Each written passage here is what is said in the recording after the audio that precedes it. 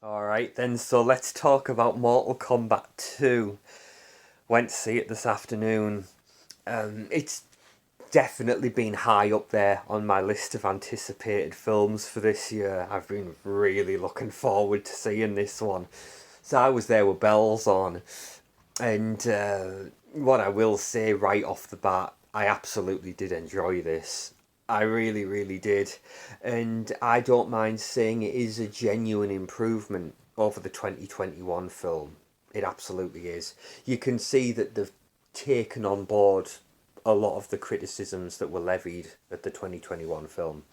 You can see that they've made a legitimate effort, like, okay, let's try and level up and improve, you know.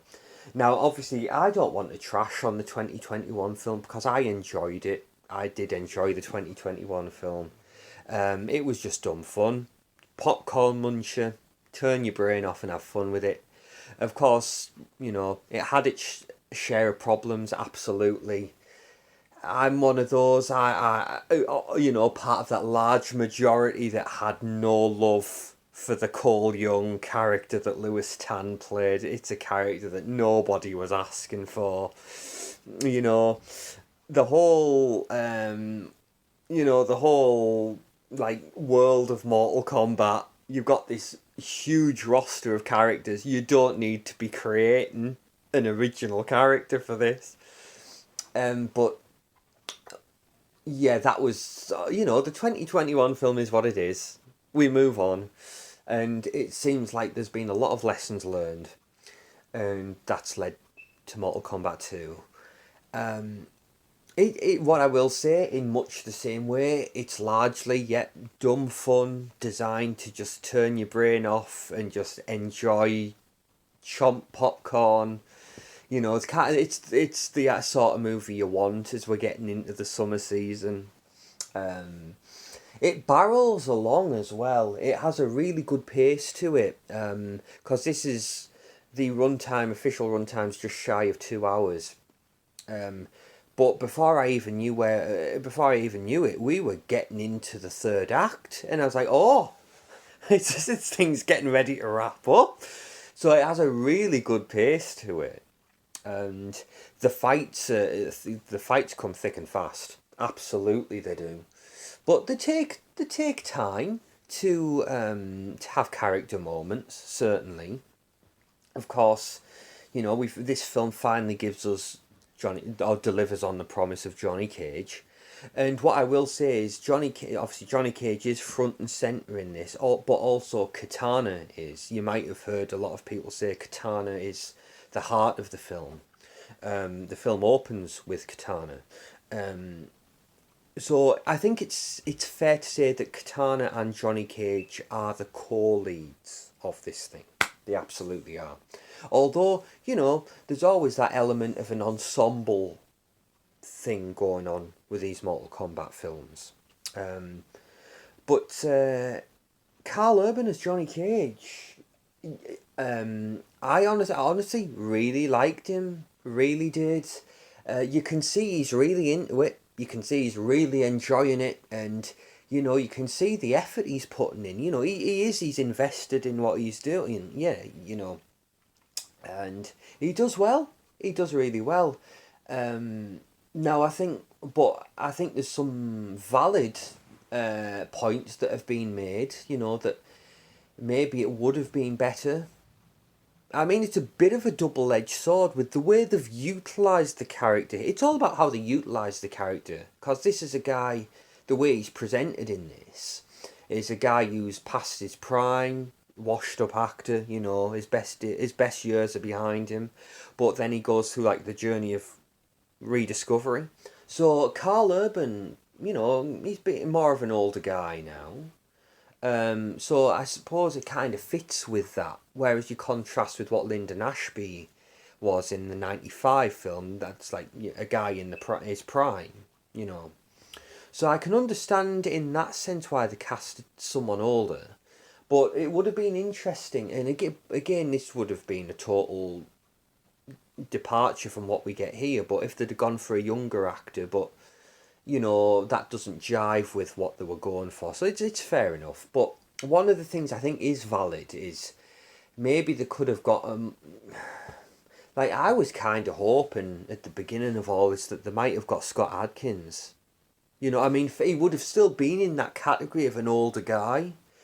But obviously, Scott Adkins is the truth, man. You know, he can fight like you wouldn't believe. Or if we're keeping it in the family with, you know, because obviously these are Australian productions largely and have largely Australian cast and crew. You could have got Bren Foster. After what he did with Life After Fighting, this man is a machine. Um, that would have been interesting. Um, I mean, you know, it just because you know, Carl Urban does what he can in the action scenes, in the fight scenes, but you can see clearly where they've used stunt doubles, fight doubles. You know, it's obvious. It absolutely is. I mean, it's fine because the whole spirit and the vibe of the whole thing, you go with it because everything's so over the top, of course. So you're like, yeah, it's fine. And honestly, for me, this film had built, even on the run up to this, they'd built up a lot of good faith as far as I was concerned. So I was willing to go with them. Um, so yeah, honestly, for the most part, they do deliver on the promise of Johnny Cage. We get to spend a bit of time with him. You know that you see elements of it in the trailers where he's at the bar, he's at the convention. You get to see a really cool thing early on where they show clips from like you know, one of his movies from his heyday. And then obviously you get to spend some time with Katana. You see her first as a young girl, see her and her dad. You know, obviously when he's killed by Shao Kahn and Shao Kahn seizes control of the throne, and they have a really nice moment at the beginning, Katana and her dad. And that's fight scene as well. The fight between Katana's father and Shao Kahn is very, very good. And that's it, even in the opening minutes of the movie, you get your first big fight. So it really delivers on the action. Now it's been pointed out in some reviews that the quality of the fights, it varies. That's valid. Some are better. Some, you know, are more you know, on a higher level technically speaking than others. Um, I will say, and I think a lot of people are of this opinion, the standout fight, as far as I'm concerned, is the fight that happens between Liu Kang and Kung Lao. You see clips of it in the trailers. You know, they're in that really great location. You know, they've got like the shrine in the background and all of that blue light going on. And as the fight goes on, it kind of drifts, but it goes from blue to red. Um, it's very, very cool. It's very cool location, and their fight is just, it's brilliant. It's a fantastic bit of choreography, and again, credit to Max Huang and Ludi Lin. These are guys you can see, you know, they've put the heart and soul into this. They're fantastic martial artists. They've trained very, very hard. They know what they're doing. Um, and also just the way, and I always maintain, you know, it's important for both sides. You know, you've got to have people in front of the camera who know how to perform, but then you've got to have the people behind the camera who know how to capture it. And it felt that, you know, there was, this is a scene, this is a fight scene in particular where it all came together. It really, really did. So for me, that genuinely was the highlight of the film. Um, Ludi Lin, I do like as Liu Kang, because I do have such an attachment to the '95 film. You see, so for me, obviously, Lyndon Ashby as Johnny Cage and Robin Shou as Liu Kang, and then obviously you've got Chris Lambert as Raiden and Cary Tagawa as Shang Tsung. Um, you know, they're always gonna be there, or there, or maybe both. But Ludi Lin does a great job. I like for Ludi Lin's portrayal of Liu Kang, you can see his character's much more monk-like. You know what I mean? Whereas Robin Shu's Liu Kang, he was a bit more of a renegade, wasn't he? Like he'd left the temple in the first film, and then he comes back and he says, and even basically gives them the ultimatum: I'm going to the tournament, and I don't care, with or without your consent. But then he goes through that arc as well, doesn't he? Realising, he's been so geared by vengeance. So you might say by the end of it, he goes full circle. It becomes more of that monk like. You know, Obviously we got what we got in the sequel, Annihilation, but maybe in an ideal world we might have got a sequel where we got to explore more of Liu Kang following this, after he's gone through this arc. But we won't dwell on Annihilation. Um, this this is the better Mortal Kombat sequel. I don't mind telling you that. Uh, Shao Kahn it's the Shao Kahn in this against the Shao Kahn in Mortal Kombat Annihilation. There's no contest. This one walks away with it very well. It just the character design as well, and obviously you got the full mask, headdress on, and just those red eyes, man. The ever present, ever glaring red eyes. It's a powerful, powerful look. It's very, very good. And is it Martin Ford who plays Shao Kahn in this one? Obviously, he's a mountain of a man. So very, very imposing. He brings the physicality. He's wielding that huge hammer. Yeah, and again, he's a force to be reckoned with. He absolutely is. Um, so basically, that's going to be my continuity going forward now. I'm going to take the 95 Mortal Kombat. I'm going to watch that one. And then I'm just going to go straight into Mortal Kombat 2. Obviously, it's not going to be seamless. It's not going to be a perfect lineup, but I can do some mental gymnastics to make it all work. Um, and then, of course, our guy Hiroyuki Sanada is back. Of course, he's used very spare. Well, he was used very sparingly in the first one, but he gets some cool stuff to do. As we get towards the final act of the film, that's where he finally comes into it, because obviously Kano, everybody's basically brought back.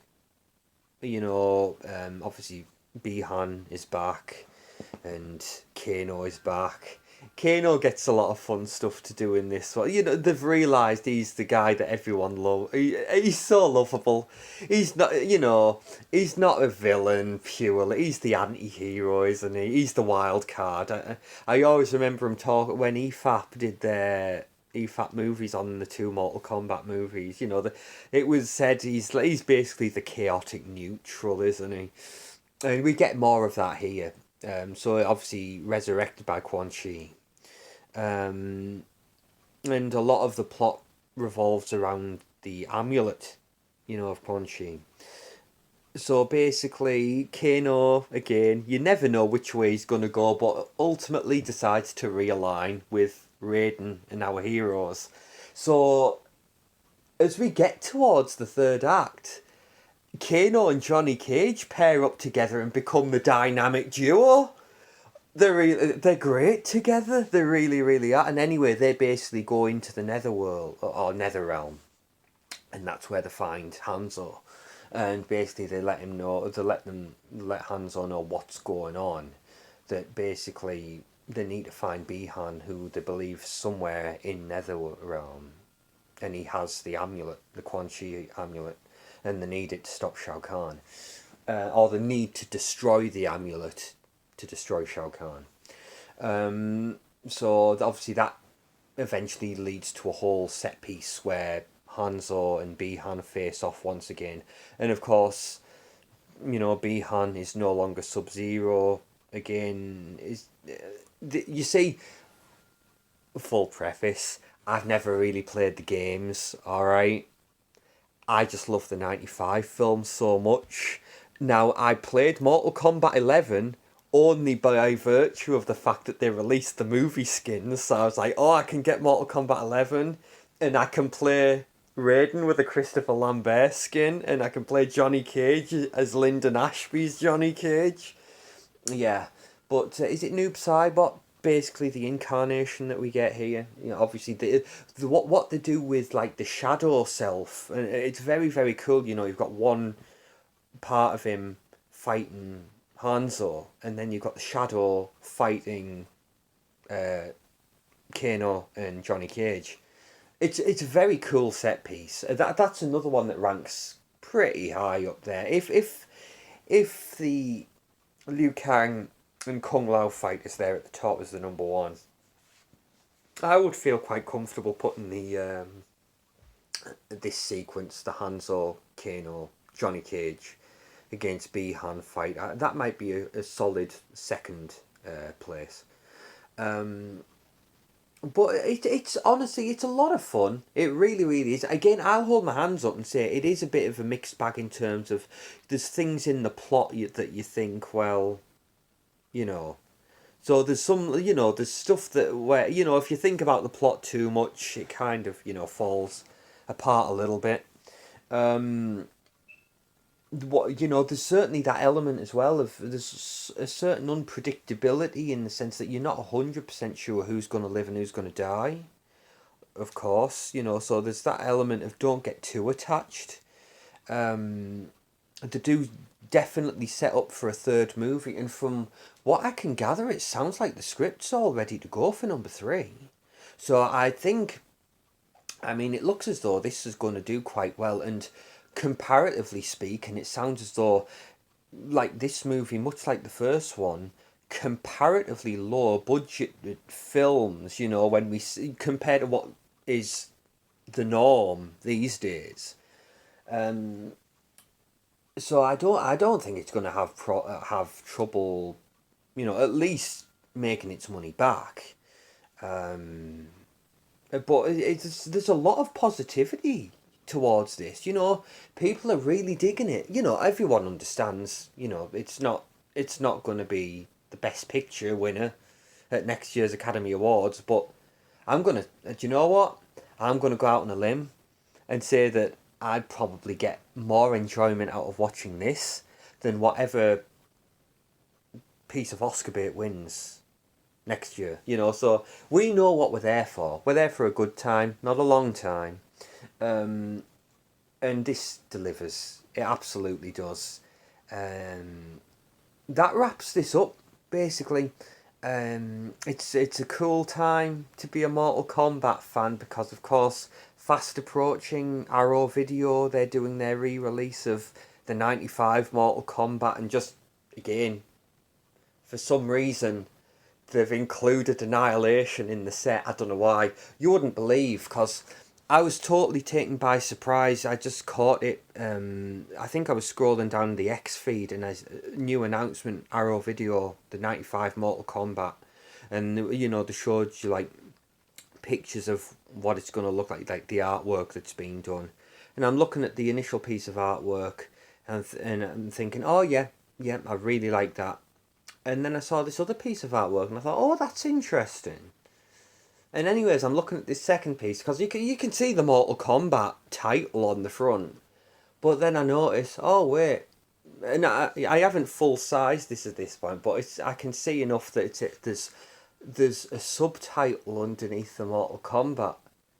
And then the cogs start turning. I think, oh no, they haven't. And anyway, click on the image, make it full size. It's like, oh, yeah. They have Mortal Kombat Annihilation as part of the set. It's like, all right then. But it looks like a beautiful, beautiful set. That I'm definitely. Is it June? I think it comes out in June. Yeah, so that'll be definitely something I'll pounce on straight away. I mean, even for Annihilate, like my favourite thing about Mortal Kombat Annihilation is Sindel. Holy Moses. Sindel in Annihilation. What I will say, the actress who they got to play Sindel in this is she's lovely in her own right. Um, that's one comment I'll make as well, just offhandedly. They didn't do her any justice on the poster because a couple of people had noticed that Sindel didn't look too great on that poster. Because the actress is stunningly beautiful. But they really did her an injustice, I think, the way they made her look on the posters. Now, we see her in both forms, like at the beginning before she becomes, shall we call it, essentially a walking corpse, because that's what she is. But even when she was still alive, she looks perfectly lovely. She really, really does. But then, even like, I understand the idea that Sindel under Shao Kahn's control, it's a corpse, man. You don't want any of. I mean, obviously, annihilation, Sindel. Absolutely. You really do want it. You want all of it. But here, I could appreciate more of what they were going for. But then I'd started noticing the way she looks, even when she's in that form, she still looks better in the film than she does on the poster. And think, oh, the marketing department were not her friend. So again, yeah, Sindel from Annihilation, she's god tier. But honestly, yeah, the Sindel in this movie, she's perfectly lovely. She really, really is. And yeah, you marketing guys, come on, man. You know. Um, yeah, but Katana as well. Again, the lovely ladies of Mortal Kombat. I like, Talisa Soto in '95. I mean, holy hell.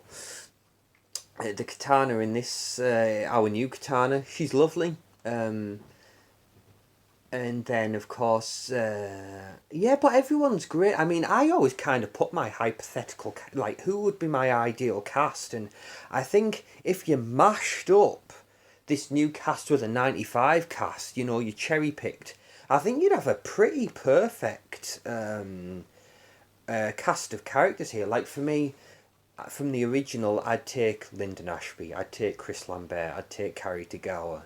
And also, I would take Robin Shou as Liu Kang. And then from our new cast, I really like Jess McNamee as Sonya. I think she's the best Sonya. I really do. Mikad Brooks, he's so cool. I really do like him. And then, of course, obviously, Joe Taslim and Hiroyuki Sanada, of course. Josh Lawson's Kano, absolutely. But yeah, I think basically you could put a really cool cast if you'd put mashed up like a hypothetical hybrid. Now, obviously, the new Katana gets more to do. Absolutely, she does. Talisa Soto's Katana, she's very much in a supporting role. Like, obviously in the '95 film, she functions more as a guide when it all comes down to it, and then in Annihilation, she spends a lot of the movie kidnapped, doesn't she? In the hands of Shao Kahn. Yeah, so I don't think Talisa Soto ever really got an impressive amount to do. I think I'd feel comfortable saying what the new Katana does in this new film, in one film, kind of encompasses the entirety of what Talisa Soto's Katana does in two films. Probably even eclipses it. Um, yeah. But again, yeah, you can cherry pick. You can cherry pick. But I hold out hope that maybe in that third one, because they might be setting up for something really interesting in number three. All bets to a certain extent might be kind of off. There might be some real surprises as to who could turn up in number three. But I always think it would be so cool if they could do I always call it the Days of Future Past type thing. Where you bring like the current generation of the characters and you bring in some of the older. generation. You know, it could kind of have like timelines crossing. Again, that's not based on anything that, concrete, but it's just, it would be something that would be cool to see or happen. Um, but yeah, I think there's a lot to be excited for going forward, and the fact that the script apparently is ready to go for Mortal Kombat 3. We've had, obviously, it's been a 5 year wait between films, between 1 and 2. I think it's safe to assume we're not going to have to wait that long for Mortal Kombat 3. So, yeah, let's be excited, and just, again, that's something that just keeps making me smile every now and again. Just, we've got Mortal Kombat now, then in a few months, we're getting a Street Fighter movie. Honestly, it's an embarrassment of riches.